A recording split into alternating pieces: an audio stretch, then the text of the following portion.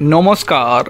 BJP बिरोधिता करते गिये भारतवर्षेर बिरोधिता करे फेलछेन ना तो बिरोधीरा? এই প্রশ্নটা অনেকবারই উঠেছে।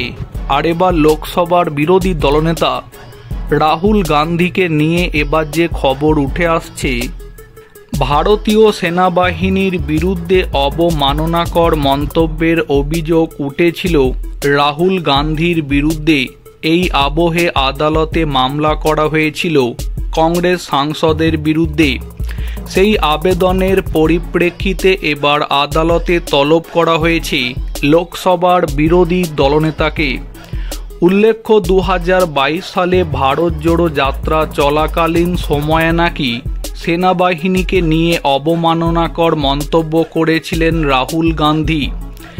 এই আবহে বর্ডার রোড অর্গানাইজেশনের প্রাক্তন ডিরেক্টর উদয় শঙ্কর শ্রীবাস্তবের হয়ে আইনজীবী বিবেক তেওয়ারি অভিযোগ দায়ের করেছিলেন রাহুল গান্ধীর বিরুদ্ধে।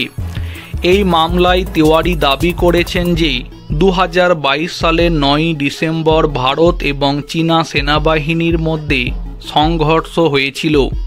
সেই সম্পর্কে রাহুল গান্ধী 2022 সালের 16 ডিসেম্বর তারিখে যে মন্তব্য করেছিলেন তা অবমাননাকর এবং ভারতীয় সামরিক বাহিনীর তাতে মানহানি হয়েছে।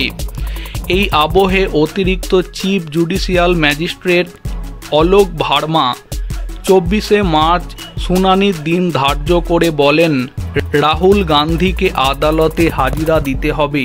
লখনৌয়ের এমপি এমএলএ আদালতে রাহুলকে হাজিরা দিতে হবে বলে নোটিশে জানানো হয়েছে।